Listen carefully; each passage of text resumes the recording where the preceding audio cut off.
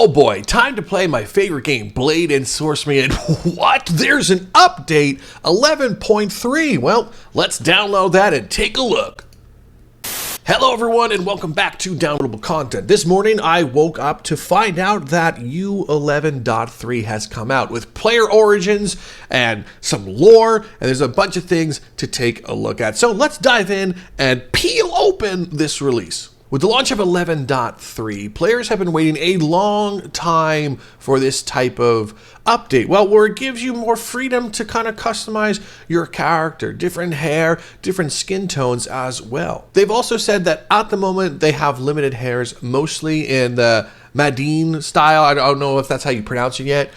Beards and player faces to choose from, so this will be a constant work in progress for their modelers, adding facial hair and whatnot. So this is kind of like, if you think of like the animation overhaul, this is in the same vein where animation overhaul and also player model overhaul, which I think is awesome. But look at this. This is awesome. There's like different bone structures. There's new hair. This is dope. They said they wanted to add these background options and skin tones for different ages, but also wanted to add something for a bit of nuance for putting things together to create lore for Blade and Sorcery. So when we look at the breakdown of like the different skin tones and what they look like and everything, they're telling you kind of where these characters hail from. You have Iridian, Madine, that might be Rake, Centauri, Carice. So this is pretty cool to see like where all these characters kind of hail from. And up next we have like kind of like an official world building type of thing right here. This is essentially the map for Blade and Sorcery for the world of Baitha, whatever. However you're gonna pronounce it, I'm interested in. It's cool to see all these different pieces right here. Especially with the faction symbols, because if you look in the dungeons and everything, you can kind of see these symbols in random places. So this is really cool. Up next is kind of the lore chunk that we've been waiting for, the official lore chunk. So they're saying that our game mostly takes place in the kingdom of Eredun, the location of the outposts or dungeons. So anyone who is not an Iridian would be a traveler or adventurer in these lands. Iridian is a lush land of rolling green hills and farmlands, while some of the area maps, arena, canyon, are located across the seas in the desert kingdom of Khartib. An existential crisis looms over the Iradian kingdom as the splintered warlords of Khartib have begun uniting under one banner. But we won't get into this too much right now, devil face. So we're going to see more lore to come. It sounds like they're holding a lot of stuff back for Crystal Hunt, so we can get even more official stuff when Crystal Hunt kind of comes out. A very special call out right now for, it depends on what people are looking for, but they've always said that Blade and Sorcery will not have any kind of narrative storyline for the player.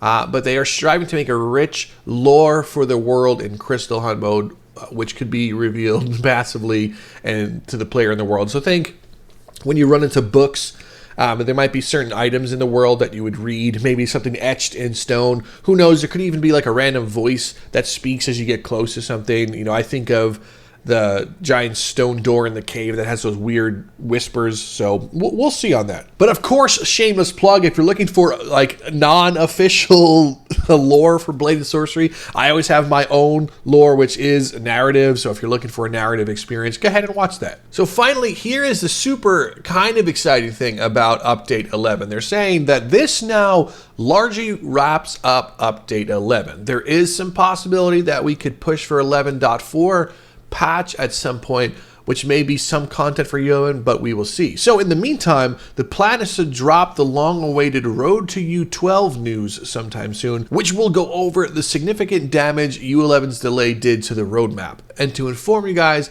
of our WeWork plan of attack to get the 1.0 and Crystal Hunt. So they're saying thanks for your patience, and we should have some hot, juicy things to share for the Road to U12 news. So that's interesting. So that's everything we got from U11. Looks like the final chapter of U11 is kind of closing. I am mildly surprised because I thought we were going to get some more animation overhauls in U11, but it looks like that's being pushed back, possibly to U12 or even further down in the roadmap, because we know this was an ongoing thing. But it is surprising to hear that U11 is ending before we have any additional news on animations. So too long didn't read. Here's the features. They added new character origins, ethnicities only for the player, not for the NPCs. They reworked the character's customization UI, added more colors, new hairs for the character customization, and added the home local map to fast travel towards the world map. Changes and enhancements, updated handle icons, and add interactable scroll bars to the items in the Wave spawner book. Wearables have been changed internally in regards to edit mode, so some of the mods you're using may break. And finally, we have some fixes. So they fixed post-processing profiles not being applied properly, fixed a few localization issues, fixed culling issues in a few dungeon rooms. So if you don't know what that means, culling is where like the enemies won't interact with each other, or you might not be able to interact with something, so that's pretty cool. Fix the mirror highlighter that may stay enabled when it should not be. Fix some door gap between dungeon rooms. And finally, fixed armor still being editable when disabling it in edit mode in the mirror. So there you have it. That is the update for 11.3 for Blade and Sorcery. This is coming to both Steam and Quest at the same time, which is awesome. So make sure you go ahead and download that. Always note that when Blade and Sorcery gets an update, it does essentially recompile and download the entire game. That's why you'll see a 7 or 8 gigabyte update for it. So my friends, I hope you have some fun playing this one. Thank you so much for stopping by and listening to me. Make sure you check out my lore as well, but have fun playing Blade and Sorcery. But other than that, thank you so much for stopping by. I'm Rob from Downloadable Content, and I will see you in the next video.